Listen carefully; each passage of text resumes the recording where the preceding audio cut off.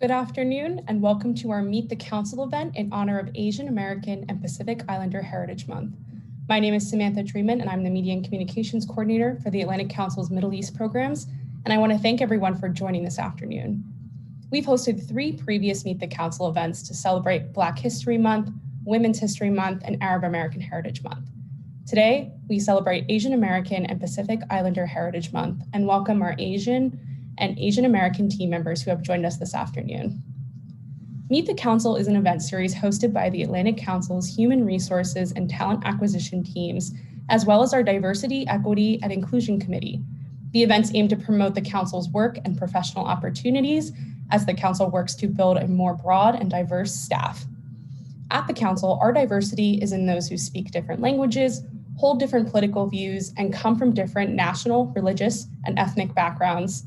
We're working to take steps to ensure that our community is more diverse, and we're improving diversity through race, gender, religion, national origin, sexual orientation or identity, and political views across all levels.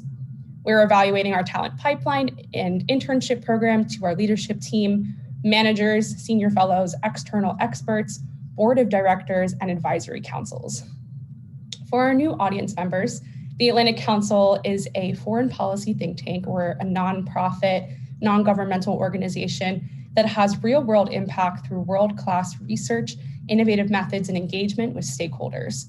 We produce reports that inform solutions-oriented policy outcomes by hosting roundtables to connect decision makers across government and industry and analyze the world around us while advocating for constructive U.S. engagement. Charity Navigator has awarded the Council a 4-star rating, the highest possible rating, indicating that we are an accountable, transparent, and financially healthy nonprofit organization. According to the University of Pennsylvania's annual survey, we are one of the top 50 think tanks worldwide in 2020 and top 10 in the 2020 rankings for foreign policy and international affairs think tanks. And we are also in the top 10 think tanks to watch in 2020. I encourage you to attend some of our future events and check out our recent commentary and publications, which can all be found on our website and across social media. We will make sure to drop these links in the chat. That way you can explore our website and connect with us. And we also have a variety of career opportunities, including fellowships, internships, and full-time staff positions. And these can all be found on our careers page. For this session, please feel free to drop any questions you might have in the Q&A function, or you can engage with us on social media using the hashtag #StrongerWithAllies. And with that, I'd like to introduce my colleagues and this evening's panelists. Our first panelist is Nitya Biani. She is the Program Assistant for the Geoeconomic Center, where she supports a broad range of publications and programming. Nitya holds a bachelor's degree from the School of Foreign Service at Georgetown University, and she was born and raised in Bombay, India. Our next panelist is Pepe Zhang, an Associate Director at the Atlantic Council's Adrian Arsh Latin America Center, where he leads the center's China-Latin America portfolio. Pepe is fluent in Spanish, English, and Chinese, and has extensive professional and academic experience across Latin America, China, and the US. Our third panelist is Fernando Morales, who works with the Atlantic Council's Human Resources team, specializing in talent acquisition. And our fourth and final panelist is Ash Jain, who is a senior fellow with the Scowcroft Center for Strategy and Security, where he oversees the Council's Democratic Order Initiative and D10 Strategy Forum. He previously served as a member of the Secretary of State's policy planning staff. And now that we've introduced our wonderful panelists, we can jump into some of the questions that we have for today. So I'd love to start with Nitya on this one. Can you please describe your role and your work at the Atlantic Council? Yes, absolutely. Thanks for having me today, Sam. I'm one of the program assistants with the Geoeconomic Center, as you mentioned, and program assistants tend to work across all of our work streams. We're also a small center, so it's really hands-on deck in our team. As a program assistant, I have focused on our digital communications work, managing our social media platforms, our website, email marketing, and also helping with research and writing, helping our senior fellows with some pieces, as well as the members of my team to prepare for their speaker engagements and any other publications that we have at the council, at the center. Another thing that program assistants really lead at the Geoeconomic Center is on data visualization. It's something that's a big part and component of the work that we do. And it's something that I've had a lot of ownership over. So from coming up with ideas all the way to execution, some of our bigger products include quantitative easing tracker or a central bank digital currency tracker. And that's something that's really special about the Geoeconomic Center specifically, and something really interesting about what we do and different compared to the other think tanks in DC. Great, thank you. And Pepe, I don't know if you want to share next. That'd be great if you could talk about your role and some of the work that you do for the council. Sure, thank you. Really glad to be here, and just a special shout out to the Geoeconomic Center. The data visualization stuff they do is really, really cool, and I think hopefully this is the direction that all other centers in the council, that's the direction we're moving, and I really do think that is a huge value add. So I'm Pepe Zhang, I'm an associate director at the Adrian Latin America Center here at the council. Portfolio-wise, I manage two things on our team. One is the China and Latin America issue that you guys mentioned. Mostly looking at the growing relationship between China and Latin America, commercially, politically, and what are the implications both for the region and for the United States. And the second portfolio I manage is, broadly speaking, COVID-related issues, which is of course something that started last year. And it's about health, it's about regional macro, it's about regional trade, investment, and also looking forward to see what are some of the things that regional stakeholders, both governments and business, could be doing to better position themselves and also reactivate the economy in the region that's really deeply affected by the pandemic. In terms of tasks I perform on a day-to-day basis, a real day, but I oversee a lot of events. I also coordinate a lot of reports. This has been the writing of some of the reports myself. It's been incredibly busy and fulfilling few months with 3 reports coming out in the past 5 months. Very exciting times. And in addition to that, a lot of relationship management and relationship building, also business development, both with government stakeholders and with corporate partners. Great, thank you. And Ash, what about you? We'd love to hear about your experience. Yes, absolutely. Well, thanks for having me on today. Really great to be with all of you. I'm with the Scowcroft Center for Strategy and Security, which is a body of work that focuses on how to position the United States and its allies on strategic issues and engagement in the world. And in particular, the area of work that I focus on is called the Democratic Order Initiative. This is a framework for cooperation, building cooperation among democratic allies and partners, advancing democratic values and a rules-based order. So it has a big mission. It's an important component, obviously, of where American foreign policy has been and many of us believe still should be reflected. So a lot of our work and what I do in particular focuses in 3 kind of main areas. One is convenings. The Atlantic Council, as I think others have referenced, is not just a think tank, but it's an action tank in the sense that we do a lot of outreach and engagement in the real world, trying to bring together officials, bring together experts and business leaders and others who have an interest, who care about these issues, who can influence the outcomes. And so through those convenings, I spend a lot of my time, designing and deciding how to structure those, who should be invited, what the goal is, what the outcomes of those meetings and workshops should be. Some of them are private, some of them will be public events. So that's one of the major areas of work. The other, of course, is writing. Where we are a think tank, we do like to put our ideas out there, share recommendations, policy recommendations, primarily aimed at officials in governments, either the US or other allies and partners. And so I spend a lot of time either helping to shape reports, coming up with what those reports and policy papers should focus on, and then getting into the research and writing of those reports. Although fortunately, we also do this as a team. So there are other members of the staff who can contribute to those writings, and then taking it from a writing to an actual publication. And then the third component of where I spend a lot of my time is on fundraising and development.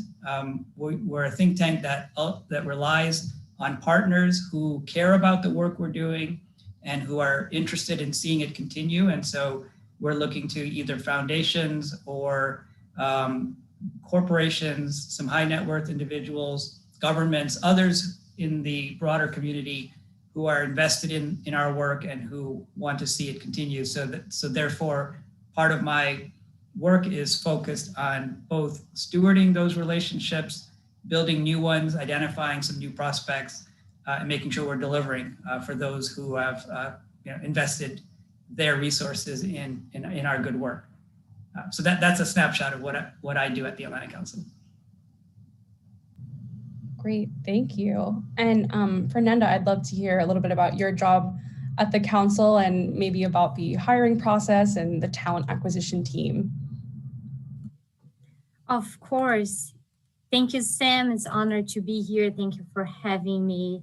Hello, everyone. My name is Fernando Morales.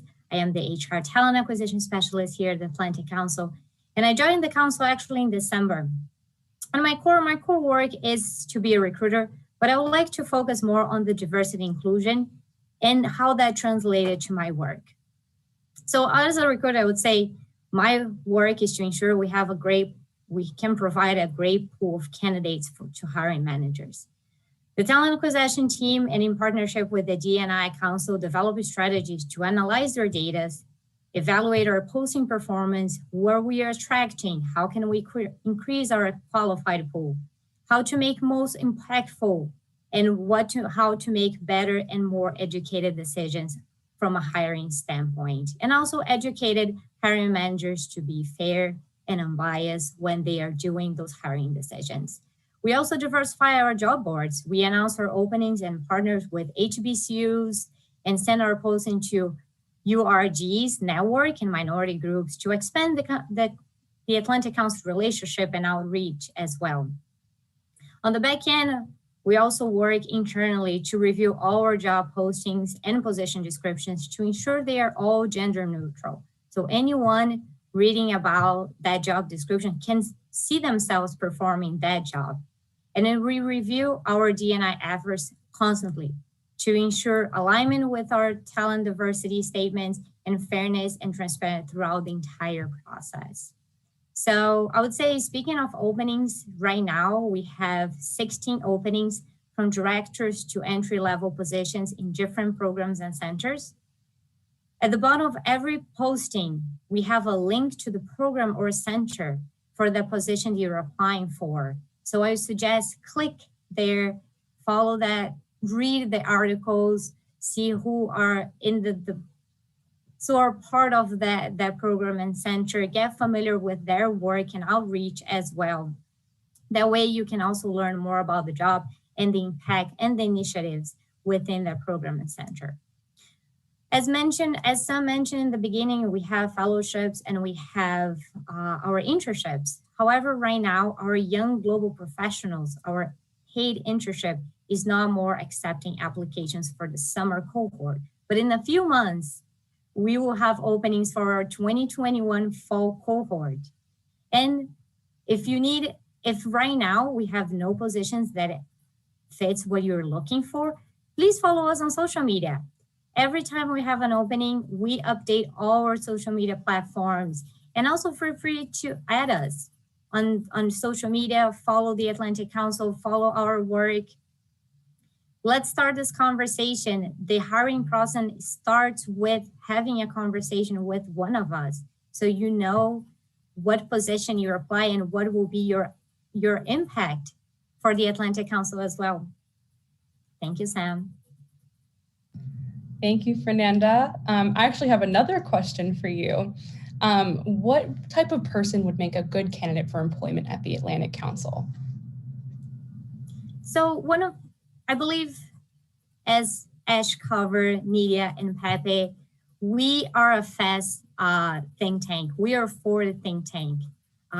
Someone that is successful at the Atlantic Council has to have that entrepreneur mindset. It has to create connections, create dialogues, have an impact not only in their community, but also in other communities in the world, and how to bring people together so we can have conversations. We can understand each other. We have collegiated conversations between one another too, in order to understand one another. And also, it's someone resourceful, I would say. We wear a lot of hats at the Atlantic Council. We work in different projects. As my colleagues here said, I am doing outreach, I'm writing a paper, I'm analyzing data, I'm presenting something. So wearing a lot of hats, being resourceful is also a great candidate for the Atlantic Council. Absolutely, thank you. And Ash, I have a question for you now. I was wondering if you could talk about a senior, like what it is to be a senior fellow, what do they do, and where should they be in their careers when they're looking to be a senior fellow? And we can also go around and talk about our senior fellows as well. I know we have some really fantastic fellows on our team. Yeah, well, there's really no formula for becoming a senior fellow at the Atlantic Council. It really just depends partly on the experience, the skill set that you've had throughout your careers. A lot of the folks who come into the council at a senior fellow level have had some government experience, or they've had some significant, private sector or corporate experience that lends itself to the policy world. So it really depends on what the nature of the position is, the program or the initiative that they're coming into, and what kind of work they're looking for that fellow to come in and do. I gave you a little bit of a snapshot of the kind of work that I do as a senior fellow, and I think some of the other fellows also are doing some of the same mix, maybe to a different degree or different priorities depending on what their actual role is. There are others who are at other programs that may be doing a lot more outward presentations or conference network building. They're just different components, and it varies, I would say, quite a bit from program to program as far as what's involved. I did want to add one note on what makes a successful candidate for working at the Atlantic Council, either as a fellow or even or as a young person coming in as a program assistant. To what Fernando just said, part of what I also think makes for success at the Atlantic Council is being passionate about the issues that you're coming in to work on, because we're all here to make a difference. This isn't a place where, this is a place which is really built around ideas and trying to make impact in the world. So if you're passionate, if you're coming here thinking that this is what I want to spend my time doing every day, not because it's just a job, but because I care about it, and I care about the outcomes, I think you're going to find that work to be fulfilling and meaningful. So that's certainly something I would say is useful. And then the other two quick things on that is we're looking for people often who are thoughtful, who've been thinking about these issues and problems and have kind of their own ideas or their own sense of how to address them. And as Fernando said, it's entrepreneurial. So we're looking for people to contribute thoughts and ideas, not just kind of take the requests of what to do, but to kind of help shape and at whatever level, junior level, senior level. And lastly, one of the things I like to emphasize, especially with younger people coming into to the entry-level positions, is I can't say how much it is important to have just basic skill sets in different applications that we tend to use and that we rely on our younger staff to help with.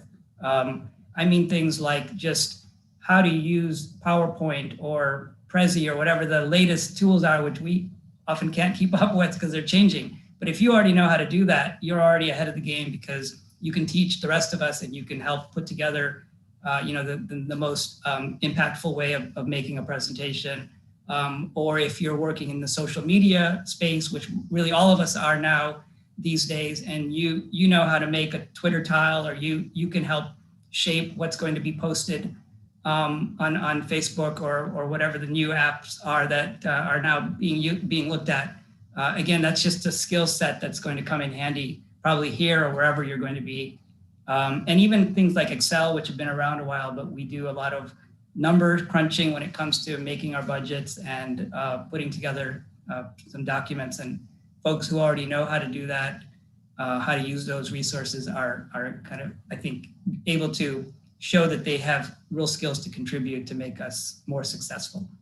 So I just wanted to remind folks that that's another way of standing out, maybe when you're looking for a position.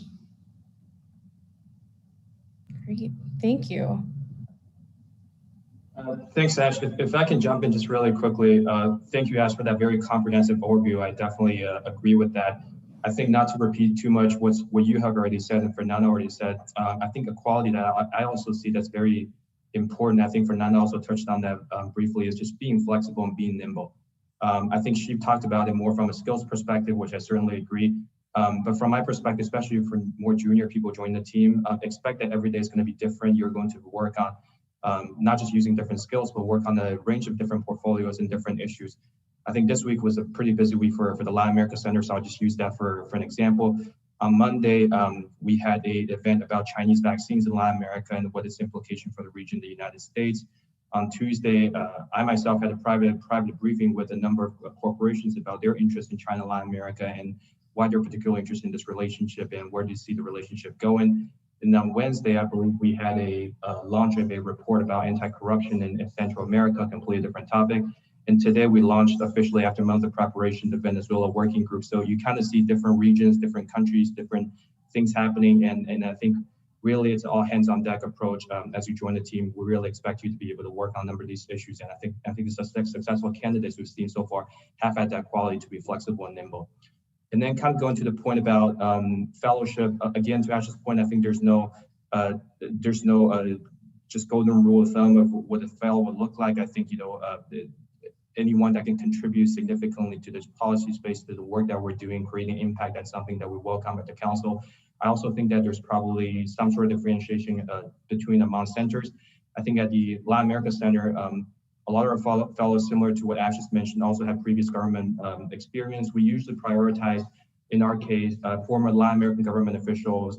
Many of them are former vice minister level. And I think the fellows themselves are also very different. Some of them are more involved in the day-to-day work we do, contribute to the writing, contribute to some of the day-to-day stuff. Some others are probably more hands-off, but they're more involved in the strategic thinking of the center.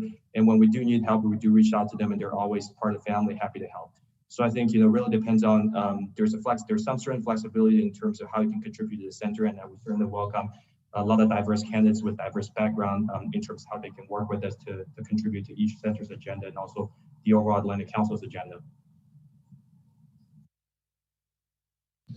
Absolutely, yeah. And I think as you and Ash both stressed, I think being able to wear different hats is a really key part of being on the Atlantic Council team. That's something I really enjoy, is we just cover a really broad range of subjects and every day is new, especially for junior staff. So, and Nitya, I'll just pass it to you in case you have anything else you want to add about fellowships or, what makes a great candidate at the council. Yes, absolutely. I think something that's helped me as a program assistant and in junior staff is really being detailed oriented. Everyone spoke to the amount of work and the different work streams that you work in, but what helps manage all of that is paying attention to all the little details, be it a tweet or a Twitter tile for an event.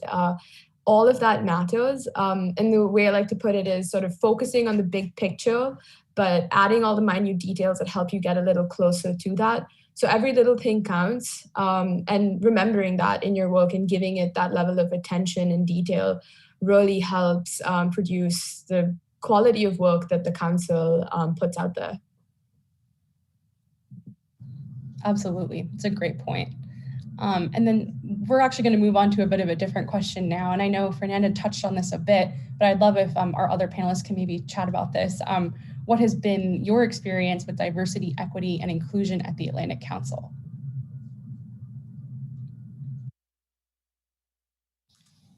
I can jump in on that. So, I'm really proud to be with with a place like the Atlantic Council, which has just been a great environment, I think, for people with diverse backgrounds. The council leadership, really cares that this issue is reflected, that kind of the workplace looks like America, so to speak, and you see that just in the way, in the way that people are encouraged to do events like this and other activities that show that this place values diversity and values inclusion. So in general, I think that it's a very supportive place for anybody from a diverse background who's looking for a great place to make a career.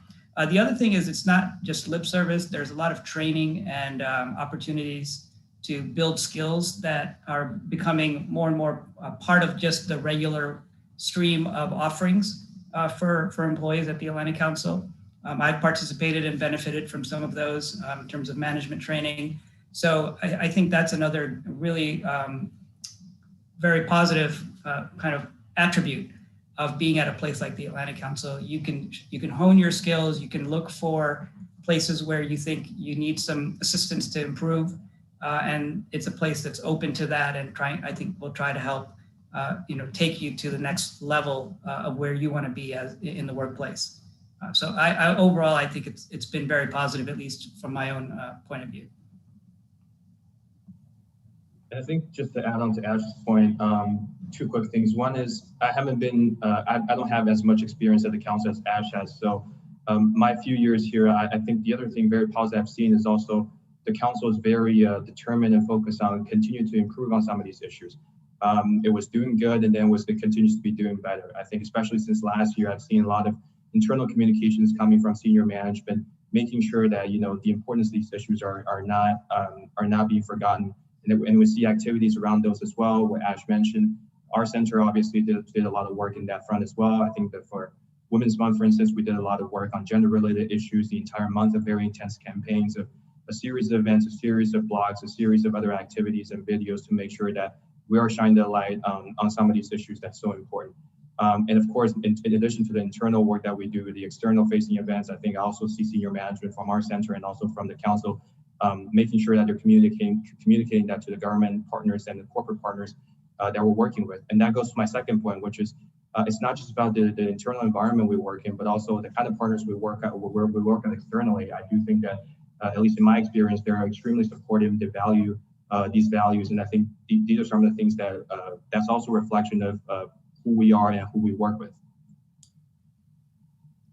Yeah, and just to jump in there, I think one thing that's not that well known about the council is that international students are encouraged to apply and that the council sponsors H-1B visas.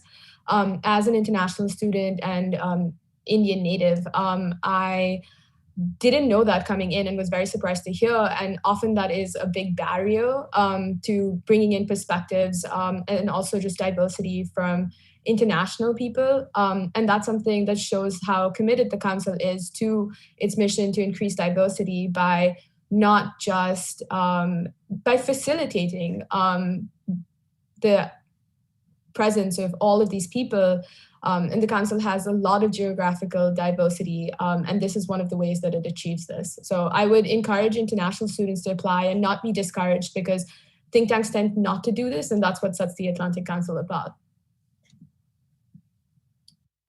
Yeah, could I echo that point? I think as Nitya said, one of the unique attributes of the Atlantic Council is just how geographically diverse it is. We have programs and centers that are regionally focused across different parts of the world. And then we have a number of functional areas like the Scowcroft Center, which focuses on strategy. But all of us and teams that represent the Atlantic Council are coming from different places around the world. And it's the ethos of the Atlantic Council. We're here because we want the United States to be positioned to work with allies and partners around the world to solve global challenges. And the workforce tends to represent that and makes us better and more effective.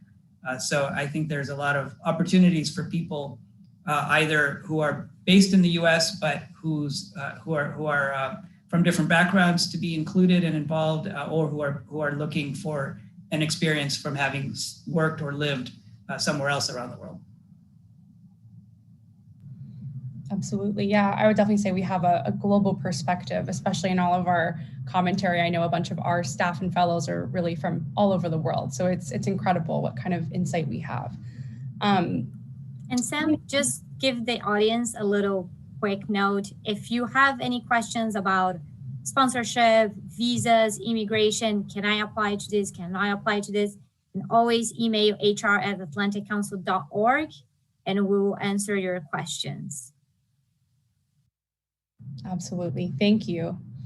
And now I just want to move to a similar question, but I'd love to chat about what our panelists, what your experience has been as an Asian American or Pacific Islander at the council.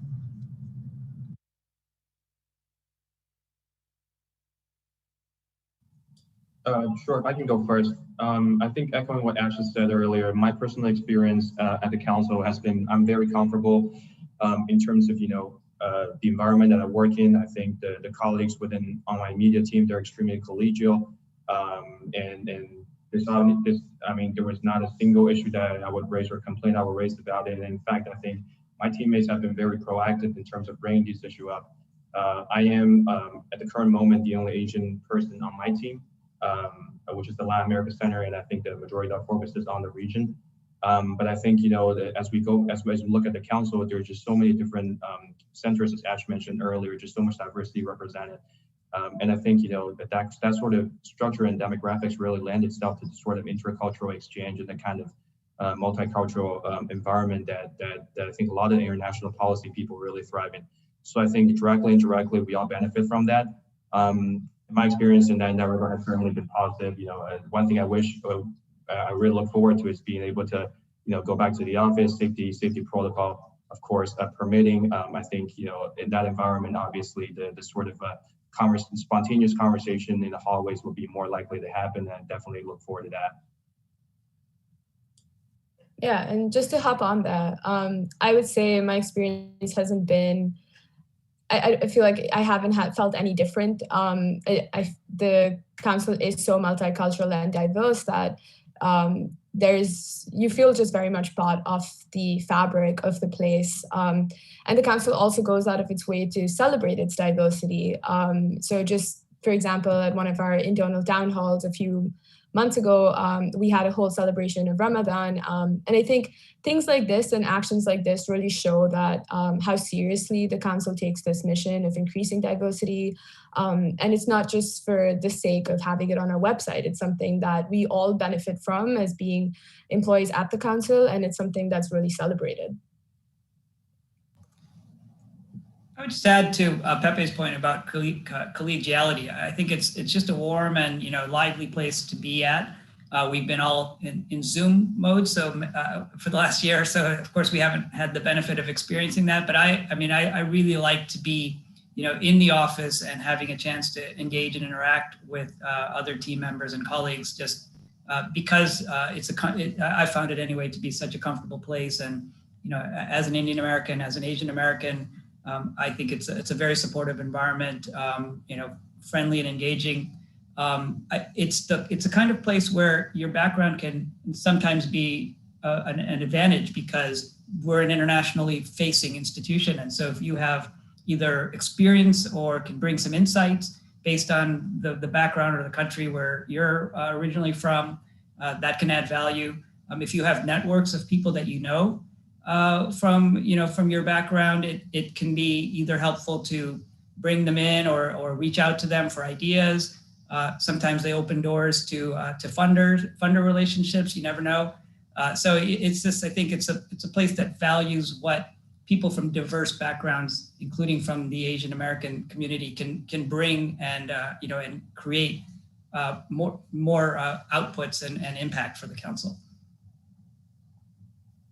Yeah, I think I could just add one quick point and example. Nydia mentioned Ramadan, so this brought up like a personal experience reminded me, which is, even though, as I mentioned, I'm the only Asian/Chinese member of the team, my teammates sometimes really go out of the way and not just in a very spontaneous, friendly way to make sure that I feel very comfortable. We have a tradition every year at the Latin America Center that we do a Chinese New Year dinner. We'll go to a Chinese restaurant of my choosing, and we'll just hang out and basically have a great time after work.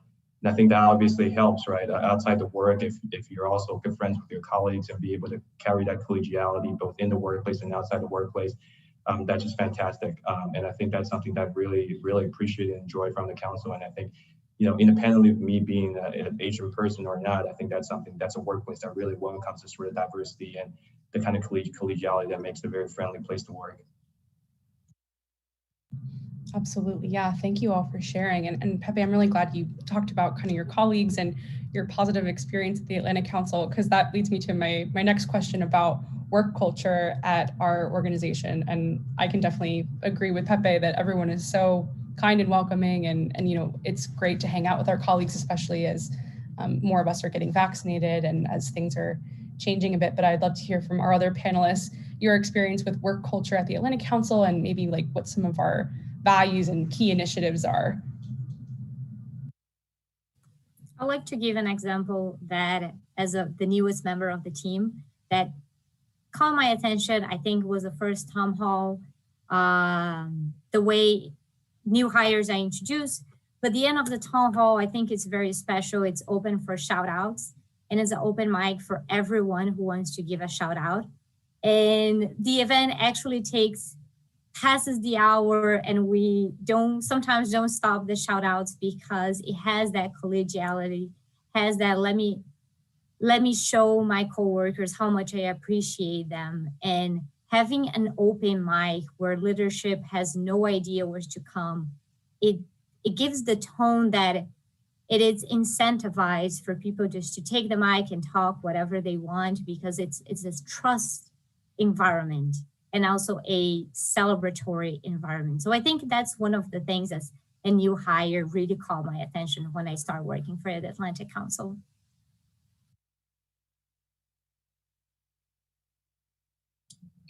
Yeah, just to jump in there, I think there's a lot of collaboration across the various centers of the council, and that's something that's really important. I've been at the council about 11 months and have had a chance to work with people from most of the regional centers, all of our comms team, our events team, and we're always thinking of ways that we can collaborate with other centers on research, on even donor relationships, products, things like that, events. So that's something that's really important to the council and really bolsters its work. And just thinking of a personal experience, I joined the council virtually, COVID. Most of my team actually joined virtually, and we yet have such a easygoing, friendly relationship between all of us, even though we've never met each other in person. And that really speaks volumes about the culture that we have at the council, that even in the virtual environment, we've managed to keep that friendly atmosphere going and make people feel welcome and part of the entire organization.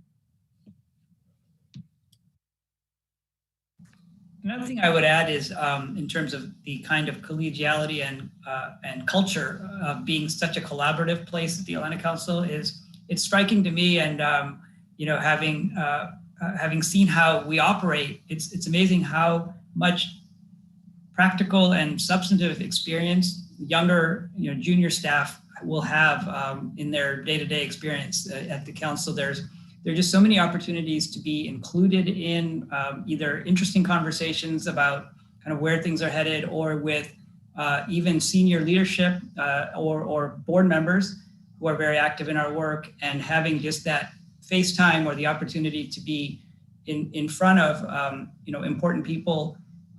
That's something that the Atlantic Council does such a good job of making people feel connected. And it's something I've valued even since the beginning, since I joined the Atlantic Council, which was about 5 or 6 years ago.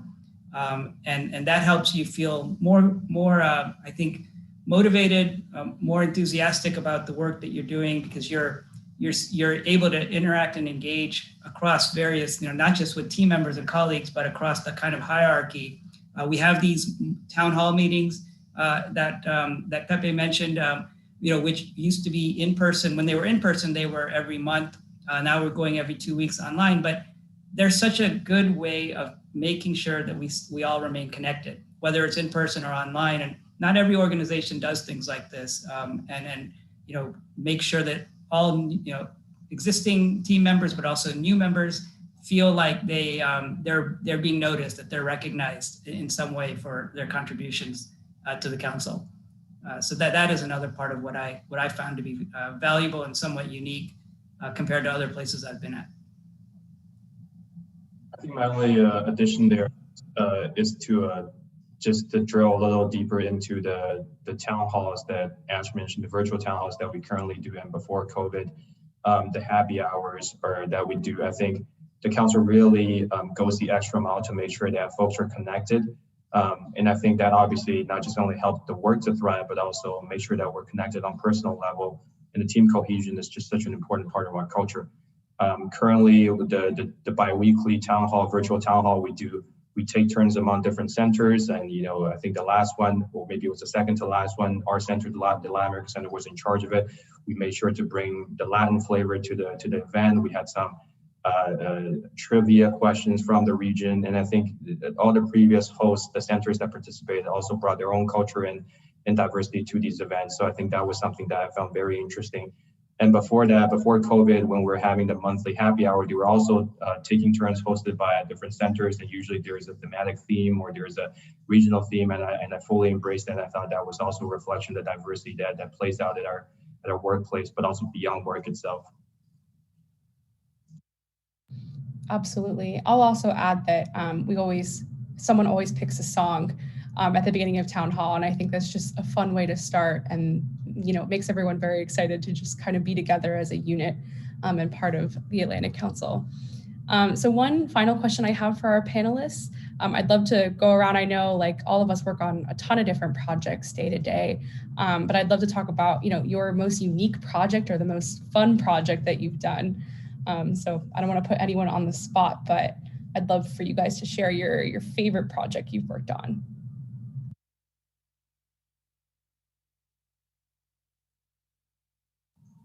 I can start. I think the most fun was definitely the launch video that we created for our center in collaboration with a video production firm in Florida. It was not something I expected to be doing as a program assistant. It was part of our promotional strategy for the relaunch of our center that took place at the end of last year. And I learned so much from that experience, because seeing how an idea that my team had went from being an idea into an actually animated video, and also getting to pick the colors we use, the animation style, driving down on such minute details, and working with our vendor to really perfect our vision for it. And I think one of the really fun things of that was sitting in on voice actor auditions, which was really fun, not something I've ever done before and not something I expected to do, but that's just kind of how it works. Ideas can take you in different places that you weren't expecting to go. And that was definitely one of those, and a really, really just fun and exciting experience. There are a lot of interesting projects that I've worked on, but I think if I have to pick one, the recent paper that we launched about a month ago, a collaboration with the Inter-American Development Bank, called Latin America and the Caribbean 2025, 3 post-COVID scenarios. This is a very interesting report and project we put out. And I think it was very cool for a number of reasons, but mostly the top line message being just how much collaborative element it really contained. Internally, we work with the Scowcroft Center's Foresight and Risk Initiative, and really specific with Peter Angolke, an expert on foresight, and the related team, and to really combine the strength of their foresight capability and our center's regional expertise collaboratively to make sure that we're putting out amazing research and putting out the best product out there available. And externally, as I mentioned earlier, this was also a collaborative project with the Inter-American Development Bank, where I also happened to work before the council. So it was great to work with my former employer, which is also a knowledge partner and also a leader in a lot of the economic development issues in the region. To work with their experts. And I think throughout the project, we involved directly probably 50 experts, and indirectly maybe 80, upwards of 100 people were involved in this project, just getting insights, getting their main takeaways, and basically summarize a lot of the findings into a compact 30-page report. It was very challenging, but incredibly fulfilling when the product came out. And also, it was launched through a very high-level event, so I really, really enjoyed that.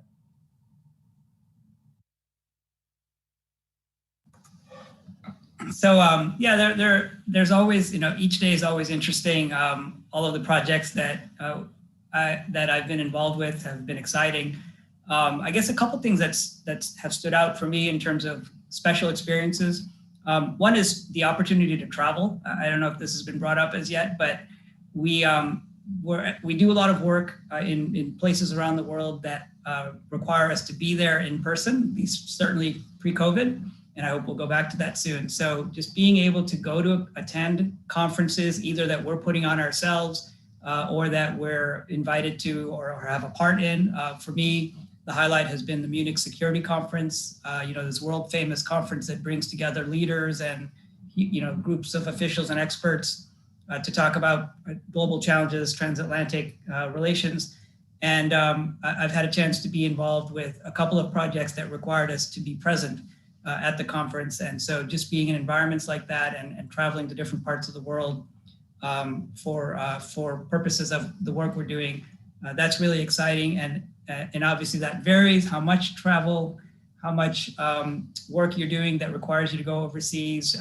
But I know that there are a number of opportunities that often will take people both at all levels really at the council to places abroad. The other exciting part of the work is sometimes being able to interface with some high level, famous names, people that you might not otherwise come across. For us, I helped lead a task force that was co-chaired by former Secretary of State Madeleine Albright and former National Security Advisor Stephen Hadley. And so just being involved with and putting in front of principles like that, your ideas and interactions and being in meetings and convenings with people of that caliber, it's extremely invigorating and exciting. And again, it's a kind of experience that if there is a task force, and I think many of the programs and centers have high-level task forces like that, it involves the whole team in one way or the other. And so having that as part of a signature project that I had a chance to work on really kind of stood out for me. I should mention actually one other fun experience was we were doing a project that put us in touch with one of the most famous Hollywood actors that you may know of, Chris Evans. Of course, he played Captain America. We were looking at a project that interfaced with his new website called A Starting Point, where he's trying to connect people to talk about policy issues and American engagement in the world. So we had a chance to interface and do something brief with that project. And that was, of course, another exciting day in some of our work at the council. Yeah, shutting down that's hard to beat.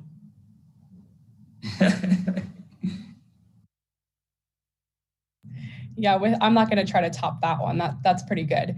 But before we close out, I just want to thank all of our panelists today and all of our audience members for joining us. I know it's a holiday weekend coming up, so thank you for taking the time out of your workday to chat with us about the council and all the great work that we do. I would encourage our audience members to check out the Atlantic Council web pages and our social media handles. Those can all be found in the chat. And you can find all the latest updates and commentary on those pages and social media handles. I'd also encourage you to register for some of our free upcoming events. We have one on nuclear safety on June 3rd, and then we have another one on Wednesday, June 9th, about competition and deterrence in Europe. So that will be exciting. And that's a conversation that will be with General Todd D. Wolters. So 2 really great free events. And of course, be sure to join us next month for another Meet the Council event in honor of Pride Month. So thank you again, everyone, for joining us, and I hope everyone has a great night.